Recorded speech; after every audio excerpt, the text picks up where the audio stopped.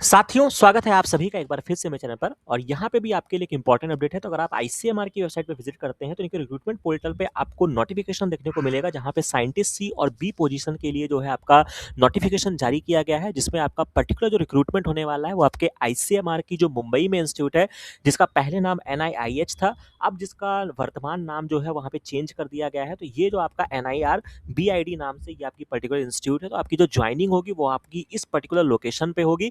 Apart from that जो यहाँ पे नोटिफिकेशन दिया गया है, आप यहाँ पे देखेंगे तो आपको यहाँ पे पीडीएफ डाउनलोड हो जाएगा। अप्लाई करने के लिए आपको क्लिक हेयर फॉर लॉगिन की तरफ जाना होगा। जैसे आप किसी भी अपने बेसिक एप्लीकेशन फॉर्म को भरते हैं, उस तरीके से आप अपने इस एप्लीकेशन फॉर्म को भर सकते हैं।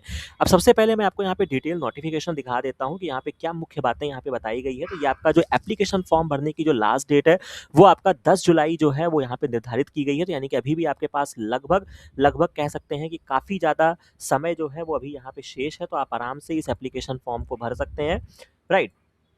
इसके बाद जो यहाँ पे इम्पोर्टेंट चीज़ है कि आपका जो पर्टिकुलर इंस्टीट्यूट डिसाइड किया गया है कि आपको एनआईआईएच में आपकी रिक्रूटमेंट किया जाएगा, लेकिन फिर भी आपका जो ट्रांसफ़र है वो पूरे भारत के किसी भी आईसीएमआर इंस्टीट्यूट में किया जा सकता है। अगर हम साइंटिस्ट सी पोजीशन की बात करते हैं तो यहाँ पे केवल एक वैकेंसी है नॉन मेडिकल में, जिसका स्टाइपेंड या कह सकते हैं लेवल 11 की आपकी पर्टिकुलर नौकरी है, जहाँ पे आपका इसेंशियल क्वालिफिकेशन में आपका मास्टर्स होना चाहिए रिकॉग्नाइज्ड बायोमेडिकल साइंस से, और डिजायरेबल क्वालिफिकेशन में आपकी पीएचडी मांगी गई है। अगर आपके पास पीएचडी होता है तो बहुत अच्छी बात है। और अपार्ट फ्रॉम देयर अगर हम एक्सपीरियंस की बात करते हैं तो आपके translational research in the drug efficacy testing using platform like humanised mouse model organised culture पे आपका कमांड होना चाहिए। यहाँ पे जो आपका सिंसियर एक्सपीरियंस है ये आपका 4 साल का एक्सपीरियंस मांगा गया है, जिसमें आपका पीएचडी जो है वो आपका कंसीडर हो जाएगा।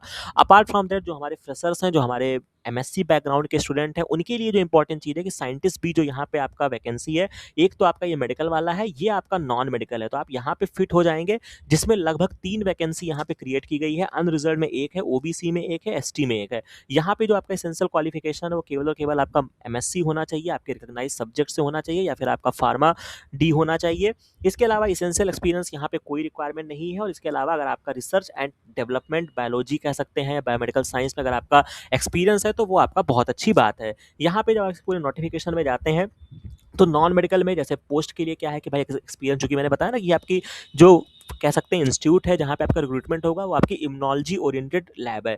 तो यहाँ पे अगर आपका इम्यूनोलॉजी बैकग्राउंड है, मॉलिक्यूलर बायोलॉजी है, बायोकेमिस्ट्री बैकग्राउंड है, तो आपका बहुत बढ़िया है। अपार्ट फ्रॉम दैट जो आपका पीएचडी होगा वो आपका 4 साल के एक्सपीरियंस में काउंट होगा। तो मुझे लगता है कि यहीं तक इंपॉर्टेंट चीज़ें थी। एज लिमिट की अगर मैं बात करता हूँ तो साइंटिस्ट बी के लिए आपका एज लिमिट 35 ईयर है, और अपार्ट फ्रॉम दैट सी के लिए जो आपका एज लिमिट है वो आपका 40 ईयर यहाँ पे निर्धारित किया गया है। इसके अलावा सिलेक्शन प्रोसीजर के लिए क्या है, आपका सिलेक्शन प्रोसीजर जो होगा वो आपका सीबीटी मोड में यहाँ पे आपका एग्जाम कंडक्ट कराया जाएगा। Computer based test would be based on understanding the research method and will be qualifying nature and minimum qualifying would be 75 percentile. यहाँ पे डिसाइड किया गया है कि अगर आप 75 परसेंटाइल स्कोर इनके में करते हैं तो आप इंटरव्यू के लिए शॉर्ट लिस्ट हो जाएंगे। इसके अलावा यहाँ पे और जो बताया गया है कि आपका मिनिमम एलिजिबिलिटी, आपका एज, एजुकेशनल, ये सारी चीज़ें आपकी मेंशन होनी चाहिए।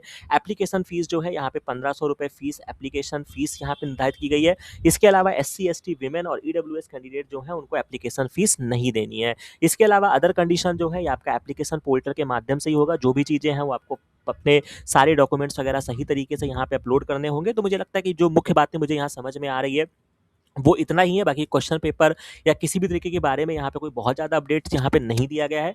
तो अभी के लिए फिलहाल के लिए ये अपडेट है, तो आप इस एप्लीकेशन को भर सकते हैं। और एग्जामिनेशन पैटर्न की मैं बात करता हूँ तो आप लगभग लगभग जो आपके आईसीएमआर जेआरएफ का एग्जाम होता है, या इवन जो अभी आईसीएमआर साइंटिस्ट बी का एग्जाम हुआ है, तो आप उसी के आसपास का पैटर्न यहाँ पे मान सकते हैं। तो मुझे लगता है कि ये इंपॉर्टेंट अपडेट थी जो मुझे आपके साथ साझा करना था। बाकी आप इस पूरे नोटिफिकेशन को बहुत अच्छे से रीड आउट करिएगा। कहीं पर कोई भी कंफ्यूजन होती है तो आप कमेंट सेक्शन में जरूर बताइएगा। बाकी ये वीडियो अच्छा लगा हो तो अपने हित मित्रों के साथ जरूर साझा करिएगा, ताकि इस तरीके की सारी अपडेट्स आपको समय पे मिलती रहे। बाकी ये वीडियो अच्छा लगा हो तो अपने हित मित्रों में जरूर साझा करिए। बाकी मिलते हैं नेक्स्ट वीडियो में नेक्स्ट इन्फॉर्मेशन के साथ। Thank you very